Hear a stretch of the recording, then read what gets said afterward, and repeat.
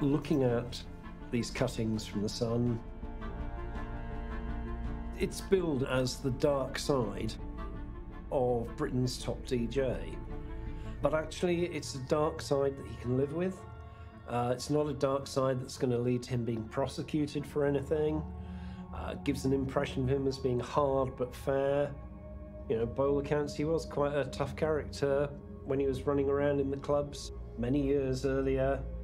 Something about lots of different women, a bit of a lad, but nothing illegal. These are safe confessions for him to be associated with, and perhaps he then gets rid of the reporters. He's giving them something. He's giving the tabloid press something that will sell papers. He's coughed. He's admitted we don't need to look at him anymore. We can put him away in a box. He was very good at distracting people. Could Jimmy Savile have been Bible John? So it's definitely worth saying at the start that it's a wacky theory, but it's been floating about the internet nonetheless, and I'm just going to show you the theories and evidence that's out there. So we all know who Jimmy Savile is, the prolific celebrity paedophile shown on Netflix recent new documentary. And Bible John, an unidentified UK serial killer who's believed to have murdered 3 young women. So first of all, who was Bible John? Bible John, as I said, is an unidentified serial killer who is believed to have murdered 3 young women between 1968 and 69 in Glasgow, Scotland. Bible John's victims were all young brunette women between the ages of 25 and 32, all of whom had met their murderer at the Barrowland Ballrooms, which is a dance hall and a music venue in the city of Glasgow. The perpetrator has never been identified and all the cases remain unsolved. Apparently, to get the name Bible John, he would read a passage of the Bible, or he would quote things from the Bible as he was killing them. But I don't really know how that was. I don't really know how people came to that conclusion, because obviously if no one saw him, how would they know that? But anyway, so one of the main things people talk about is how the photo fits of Bible John look a lot like Jimmy Savile. Bible John was described as having red hair, and not long after this, Savile started dyeing his hair blonde. So Savile was a brunette before, but someone in a forum stated that back then, with the hair dye products he would have had, there would have been certain stages before it just goes yellow or blonde straight away, and a lot of people think that it would have turned a reddish brown in the transition. So a theory is that while Savile was a DJ and travelling up and down the UK, the Barrowland Ballrooms have always been very popular, especially at those times. Could this have been something he got up to and then changed his identity as he got more popular? Maybe dyed his hair? So Savile was known for publicly admitting or hinting to his crimes. The following footage shows this. As it happens, we might just think about getting round to that one. I'll keep that letter there. From London Walnuts SE17. Dear Jimmy, I would like you to fix it for me to ride a hot dog and hamburger van on the grounds of a health farm, as I think it would be very funny, Sharon Bilby, aged 10. And would you take them hot dogs and hamburgers with all them poor people that are on lemon juice? Oh, what a cruel girl. Might think about that one as well. From North Chingford, London East 4. Dear Jimmy, fix it. As it happens, I think you have fixed enough people now, and I think it is about time you were fixed. So will you fix it for me to come along to the BBC Theatre and fix you? Lots of love, Barclay Quartermain. P.S. Please do not tickle me. Here, Barclay.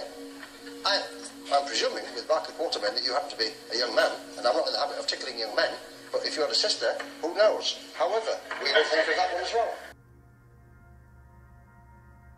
So we can see here that as he reads out letters from children writing into his show Jim Will Fix It, the last letter here seems to be written by an adult or a victim of Savile's, maybe pretending to do kids' handwriting, but there's definitely a knowing undertone to it, and Savile takes it in his stride as he does his best and doubles down by saying that he doesn't touch boys, but he will touch his sister while looking right into the camera.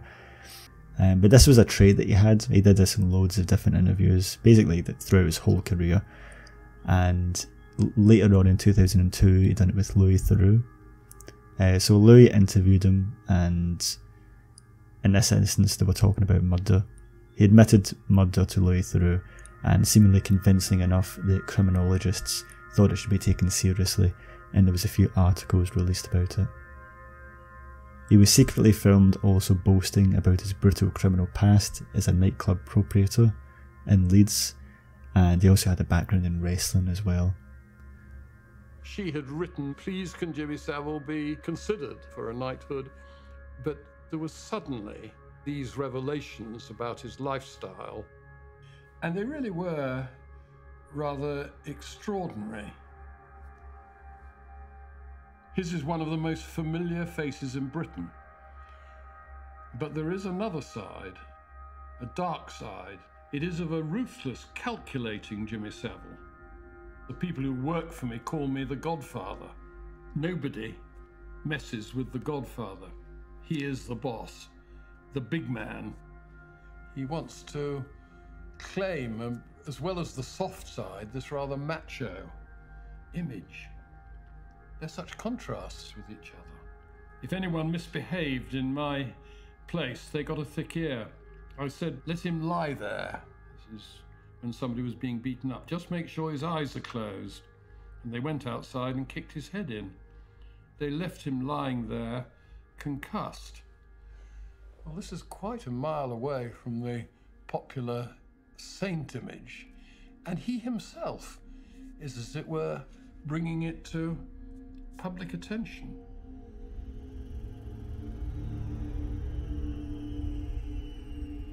I had 107 pro fights as a wrestler, and I never once lost my temper. I don't allow myself the luxury of personal feelings. These revelations, the Sun describes them as the dark side of Britain's top DJ. And yet, there wasn't something that they discovered, it was something that he seems to have volunteered. Today, for the first time, the real Jimmy Savile talks. He volunteers it. So, brandishing one of his trademark cigars, he hisses. I mean, he was having a go to try and get a bit of salacious TV, so of course I suddenly had to drop into Godfather mode. Also quoted saying, if he wants to die, he can die. He won't be the first to have put away. So a lot of people would probably think this is just Savile's tongue-in-cheek persona. But we all know that that whole persona was a lie anyway, so most likely there's probably some truth to this. It also emerged that he boasted of his links to organised crime and the IRA, and had a bizarre relationship with the serial killer Peter Sutcliffe, and a macabre fascination with dead bodies. Everyone knows he was a necrophiliac. And a picture of him and Peter Sutcliffe, who he introduced Frank Bruno to, and Frank Bruno came out and said he was like outraged by it because he was tricked into taking that picture. But there's also my theories on Frank Bruno as well, which I won't get into, but there's a Frank Bruno This Is Your Life, where it's like a full cast of paedophiles come out, Jimmy Savile and a bunch of other people, and they make all these inside horrible jokes. And anyway, you can make your own mind up about that. So also, Peter Sutcliffe's third victim was found maybe 50 to 100 yards in front of Savile's flat, and he was questioned about it at the time, although to be fair, everyone would have been in that area. Although, to be so close to his victims, to Peter Sutcliffe's victim, was he involved in that murder? Did he cover it up? Did Peter Sutcliffe go up to Savile's flat afterwards, before it? Don't know. So if you have any questions about anything, or any ideas or theories, if you think it's true or not true, just let me know down below.